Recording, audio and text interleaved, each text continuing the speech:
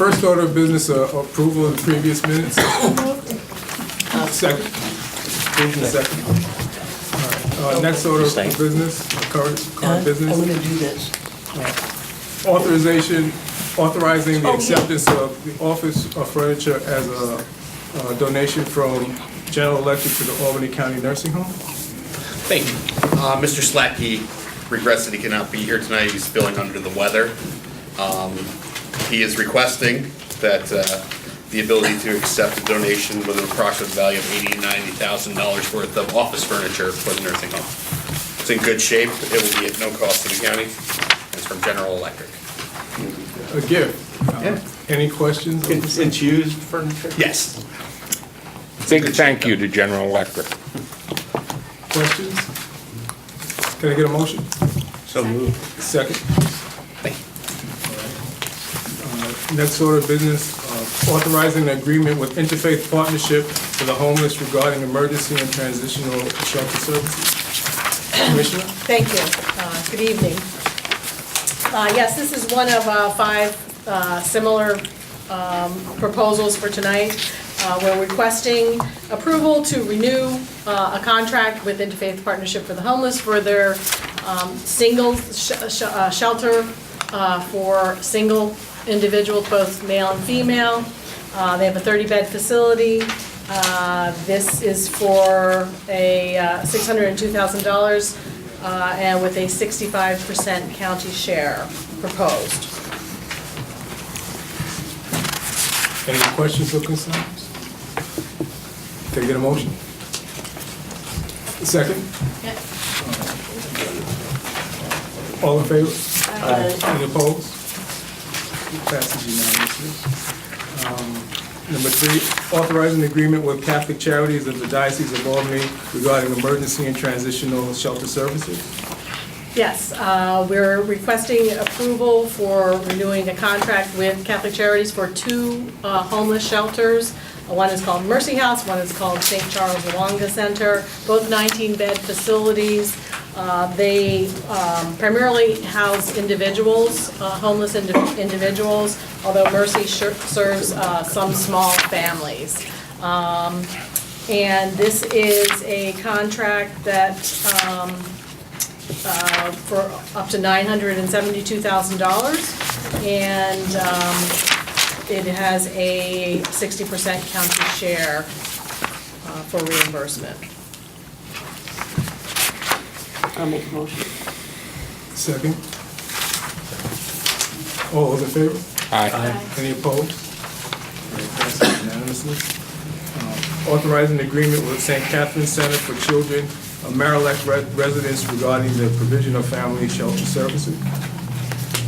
Yes, thank you. This is for Tier 2 family shelter. This is a smaller unit, 24-unit facility called the Marillac Residence. This is a state-approved shelter. They provide additional services for families, getting them into working with the families together and getting them into permanent housing and self-sufficiency, and providing, linking them with resources and supports. This is a $1.2 million contract, and it is 100% federal share, federal reimbursement for this shelter. I have a question. Sure. Commissioner, when you say that during calendar year 2016, 357 homeless families and children received, is that 357 families with their children, do you know what I mean, or is that number That's the adults total and number children? of people. People, okay. Yes, include Okay. the mother and usually mother. Right. And 1 to sometimes 5 children. Up to 5 I think children. they only take women with children, right? Do they take? Is it only I don't women? think so.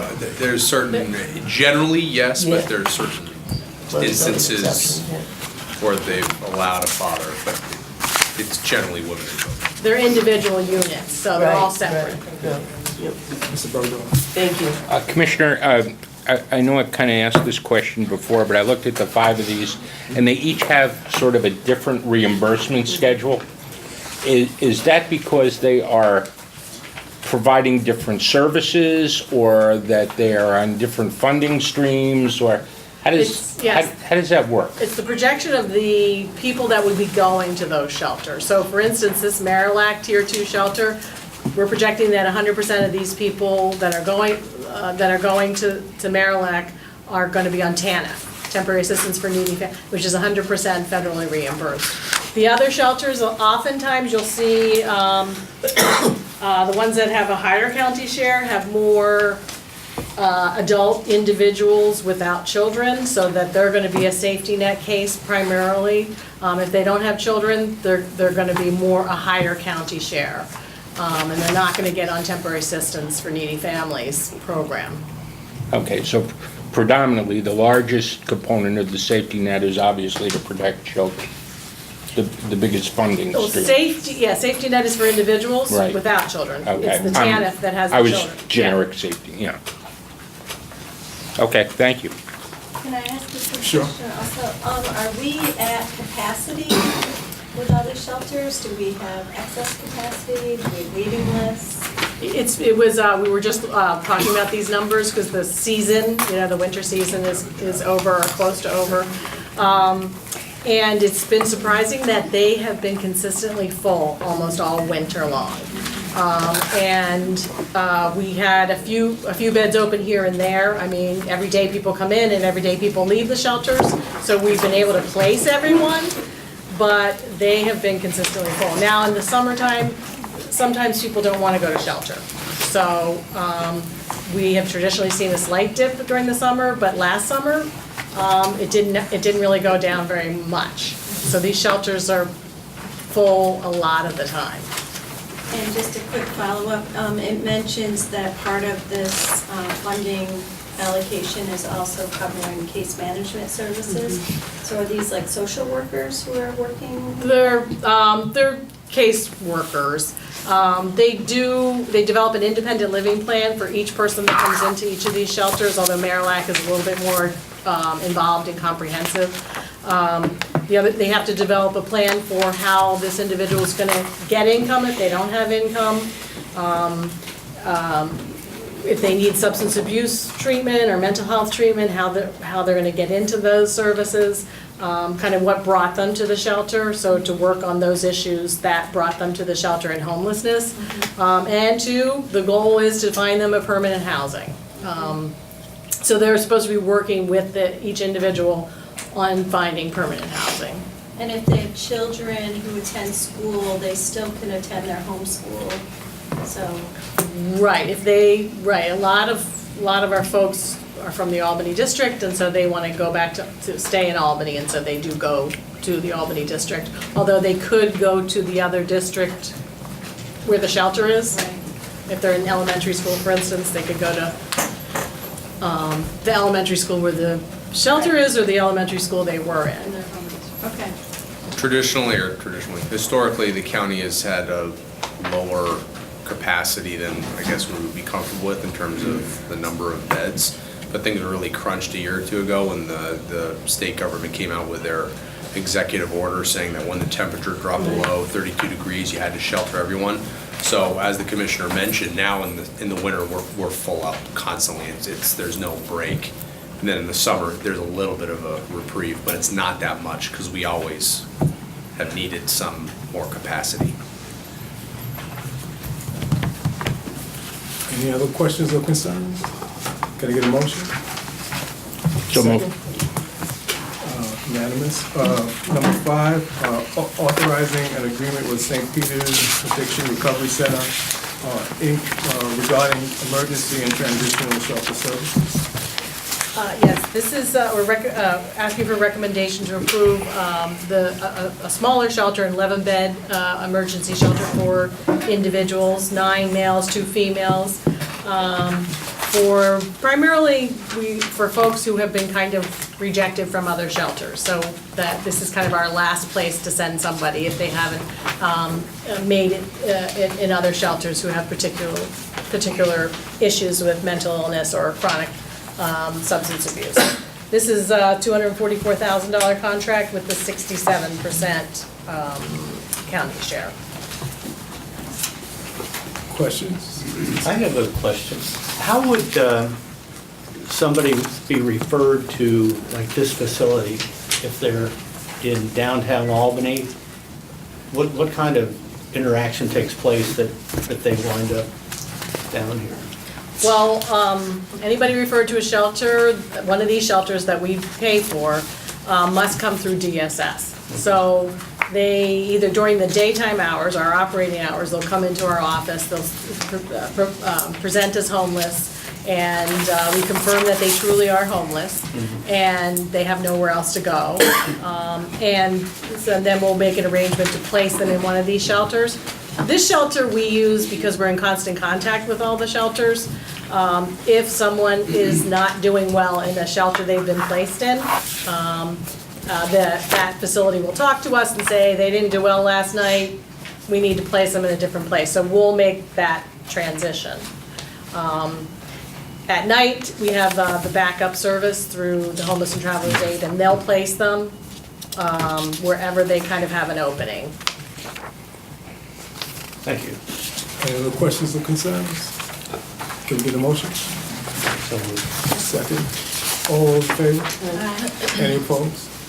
Unanimous. Number 6, authorizing agreement with the Altamont Program, Inc. regarding emergency and transitional shelter services. Yes, we request approval to renew our contract with the Skylar Inn for 60 rooms, basically, at a cost of $1.3 million with the 90% federal share. The Skylar Inn primarily is housing our families, so that's folks with one or more children, dependent children, so they're primarily on TANF income. And the Skylar Inn provides those extra services, developing the independent living plan. A lot of these folks will, if Marillac if they can't find another permanent housing, they might go to Marillac from here. So this is kind of a connection with Marillac as our other family shelter. Any questions or concerns? Can I get a motion? Second. All those in favor?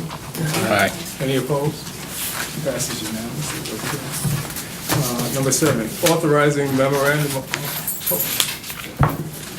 are you here for Commissioner Pratt? Good evening. Number 7, authorizing a memorandum of understanding between the County of Albany and various school districts regarding administrative expenses for the provision of special education services. Yes, thank you. So the department is seeking legislative authorization to establish these MOUs so that we can seek administrative cost reimbursement for those students that we are providing the SEIT services for, which is a special education itinerant teacher services. These are youths that may have been identified to be eligible for these services, but there's not currently a program available within their school district because they do not have the available services there because maybe they have reached their capacity in terms of being able to provide those services. In those cases, Albany County is an approved SEIT provider of services. So in those instances where we are providing those services for those youth, we are able to then seek reimbursement for those administrative costs in providing those services. Question? So isn't the school district required by state law to pay for and provide those services? Yes, and they do, but there are times when they do not have sufficient spacing, if you will, for that because we're actually seeing an increase in the number of youth that are being identified for these services. So that in those instances where they may not be able to meet the needs themselves, they are able to request another entity to provide those services, of which Albany County is an approved provider of those services. So why is it 100% county funded then? Why isn't that a pass-through of like state education funds to the county? Because we're essentially contracting with the school district. We get reimbursed. Yeah, it's more the So we get reimbursement. reimbursed Yeah, too. it's By the more the school districts. reimbursement. Okay, so we outlay the funds, provide the services, and then the school district. Is going to reimburse us for those costs. Okay. Any other questions or concerns? It's showing as a Can I get a fiscal motion? impact of 100% of the county. Second? All those in favor? Aye. Any opposed? Passes. All right. Number 8, authorizing preschool education service agreements for children with special needs ages 3 through 5. Yes, so for New York State education mandates, any child between the age of 3 to 5 years old who's identified as having any disabilities is entitled to programming and services to meet their needs. And so we're looking to renew contracts with these various entities identified on the last page that are center-based providers of special education services for these population of children. They are in an integrated classroom, and they are provided with special education services, as well as they'll have assistance within the classroom, again, to meet the identified needs, with the goal of, if they are able to identify these youth earlier on, that hopefully by providing these services at an earlier age, the goal is really to be able to see them progress to not needing to necessarily be in an integrated classroom. So it'd be normalizing the transition into regular situation. Being proactive, because again, if we're able to kind of bolster whatever the identified services are and provide them at an earlier age, then the goal would be, as they progress through their educational programming, maybe there'll be a less of a need for those services, or maybe they don't need to be in a 12-to-1 classroom, maybe they can be in a more integrated classroom and then receive additional resource services. Any- Commissioner, just to follow up from years past, I know all these providers are who the state tell us. Yes. We don't have choice. And there was a problem years ago with achievements and beginnings. Has that all, do you know anything more? Is it all resolved? I mean, are they watching them closer now? There was a, you remember what I'm talking about? Yes, I do, and my understanding is the Controller's Office continues to have oversight. We have Okay. not received any notice within the last 2 years with any concerns in regards to the provision of their services. Oh, but our controller's office or the state? The state. Okay, good, okay. Thank you. Are these, some of these providers, are their addresses out in the county? It's parents' choice. So as long as these providers have been approved by New York State, they can identify, they can choose one of these sites as long as they're approved by New York State. So, and this is also a state ed requirement, so are the county funds that we initially outlaid, do we receive? We receive 59% reimbursement, I think 59.5% reimbursement. Right, but if it's a state ed mandate, don't we receive 100% of those funds back? No, we get 59.5% reimbursement. All right, I'm not figuring this out, I need to. It's a, I know, it's a complicated system depending where they're. Yeah, well, if it's a state ed mandate, it should be state education department funding that the county. So, but I know. Under that theory, Yeah, 80% of our even budget. the other one, I mean, it's a little misleading because we're outlaying 100% of the costs when you're saying that one, Here it state says county education shares department 39%. reimburses the county 100%. For all of these Because services, we're getting Through, reimbursements. Medicaid for the state Even this- portion of it, so we get. Yes, reimbursed. even this, So we're getting we're reimbursement as responsible well. for 39%. And It's just the way if it's it would measured. be, Just at 59%. Go ahead.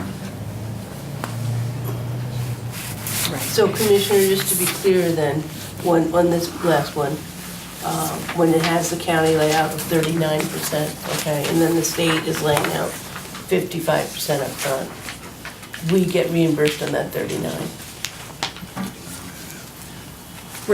we're actually getting reimbursed on the 55%. Okay, okay. Sorry, I said 59, I meant 55, that's what we're getting reimbursed from the state. Any other questions, concerns? Can I get a motion? Second? Aye. All those in favor? Aye. Any opposed? Passes. Number 9, authorizing service agreements regarding individualized education programs for children ages 3 through 5. Yes, so for those children who are in a committee for, have been identified by the preschool for special ed, and they are in a identified special ed service program, as we referenced in the previous RLA, then they're, depending on what their IEPs have been identified, the services, they are entitled to related services such that as speech, occupational therapies, physical therapies, and so we contract with individual therapists to be able to provide these services. These services can be provided on-site. It also allows that these services can be provided at home as well. Questions? Concerns? Can I have a motion? Second? All those in favor? Aye. Any opposed? Passes. Number 10, authorize an agreement with Schenectady County regarding evaluation team services. Yes, so Albany County has an evaluation team that is able to go out and provide an assessment for those youth that we've received a referral that there are concerns regarding their developmental capabilities, and being able to go out and with the assessment identify whether or not they do meet the criteria for services. Schenectady County does not have their own team, so we have been contracting with Schenectady for the past 3 years to be able to facilitate these services for the youth in their counties. We certainly do prioritize Albany County children, and so ensure that any evaluation services that are provided, that we do not have any Albany County children that are waiting for these services, but we are also able to facilitate this for Schenectady as well. On average, we do about 25 evaluations for them within a year. Has there been a situation where we weren't able to provide the services because we had a greater need? No, we actually have been able to accommodate meeting the need for Albany County as well as for Schenectady, and it's really for those that are in need of related services, because for early intervention, the state has actually taken over that responsibility, so the evaluations are solely when we're assessing for related services for the preschool population. Just out of curiosity, for all the things that we do, there's an awful lot of money that changes hands. In this particular instance, we're talking about 25 evaluations for $10,720. So basically, are we being fully compensated for the pro rata portion of the services that we provide? Because what I'm seeing here is we get about $400 a case, a little bit more, $420 Right, a it's up case. to 10,000. The evaluations range anywhere from $250 to $300. Okay. But that's what we've allocated in terms of up to 10,000. Is this a paper review, or is it a site visit, or what It's actually going out, and we have qualified staff with, in the area of whether it's related to speech or if it's related to physical therapies, occupational therapies, that are going out and actually facilitating the evaluations. And how many of these do we do for Albany County residents, would you think? I would say we're probably averaging about 40, but I could certainly provide specific numbers to you. Okay, no, I'm just Yeah. curious. So this is about a 25% addition to our program. Correct. Okay, And it's just a way for us to be able to generate revenue. okay, thank you. Appreciate it. Any other questions? Those are one-time only evaluations, right? Correct. We go out and assess whether, correct. Anything else? Can I get a motion? So moved. Second? All those in favor? Aye. Any opposed? Passes unanimously. Number 11, authorizing agreements regarding provision of home visiting program services. Yes, this is our Healthy Families Home Visiting Program. It's a program for pregnant and newly parenting parents It is to help with childhood development, facilitating parent-child interaction, and really promoting self-sufficiency with families.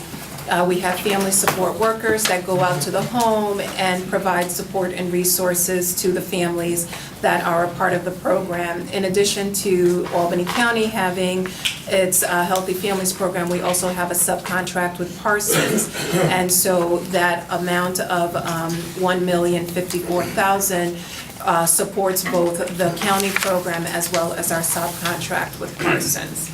And actually, at the recent Prevent Child Abuse event on Monday, Albany County Healthy Families Program was acknowledged in terms of the successful statistics it has had in the number of home visits as well as the services that has been provided to the families that have been affiliated with this program.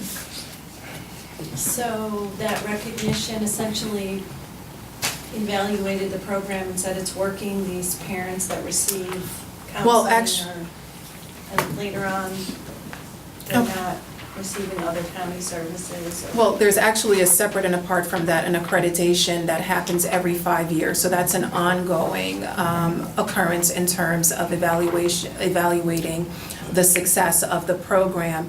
The event on Monday was just in recognition of April being Child Abuse Awareness Month, and the Healthy Families Program is one of those services that is identified as being able to be proactive in reducing the risk of child abuse if families are participating in this program. And so it was just really a recognition of the success specifically the Albany County program has had. Ms. Lockhart? That's okay, I'm all set. Thank you. Ms. Bergdorf? Just a quick question. How do people come to participate in the Healthy Family Program, which has a stated goal of preventing child abuse? Are they recommended by social Yes. service counselors, the family court, or what?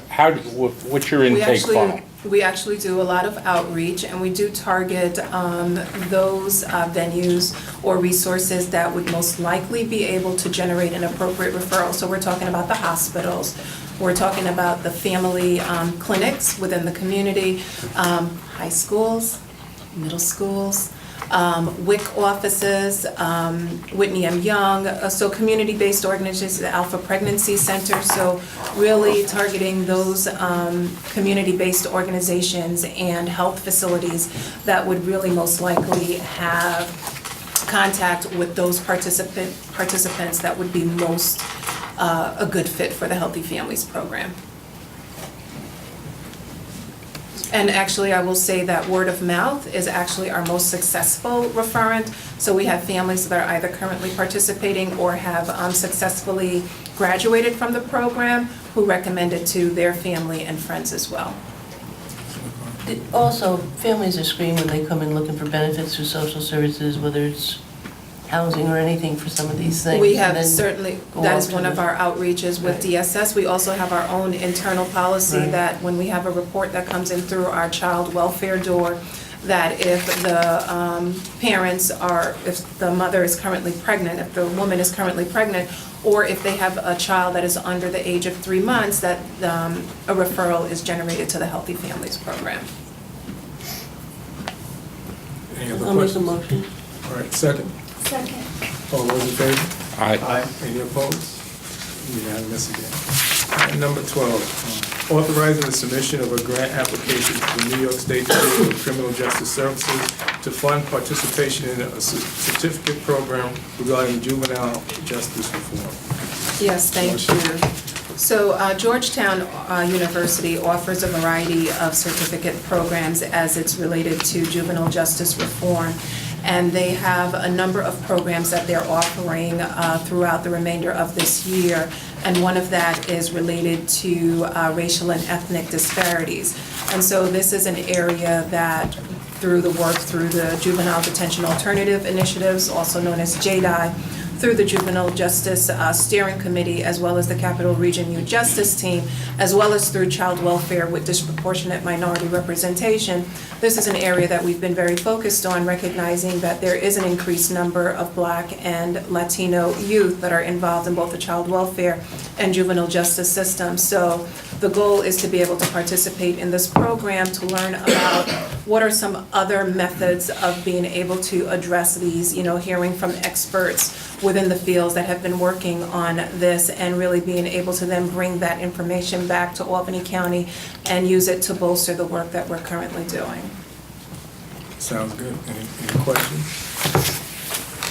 So the teams are essentially like, you might have a care team that interacts with certain constituencies that would want to go to this program to Right. gain skills, so it's kind of professional development for the staff. We're looking at multidisciplinary teams, so we'll have someone from the department. For the department, we'll have someone from probation, we'll identify someone from the courts, we'll identify someone that's with a community-based organization that has, that is working within this area, and really bringing together a multidisciplinary team to have everyone go and participate in this program. And then, yes, once they get back here, then it's identifying a strategic plan, because actually as part of the certificate program, there has to be a strategic plan that is identified, and then coming back and really implementing that strategic plan. That's really cool. Is this the first time you've done this? No, we actually did one last year for school justice reform as well, certificate program. That's Sounds great. good. It's professional development too. That's probably at a really high level. It's really Yes, it's intensive, but it's very good. They make it a point of identifying experts within these different topic areas to come in and really facilitate those That's cool. classes. Definitely needed. Any other questions or concerns? Motion? Second? All those in favor? Any opposed? Can I get a motion to adjourn? So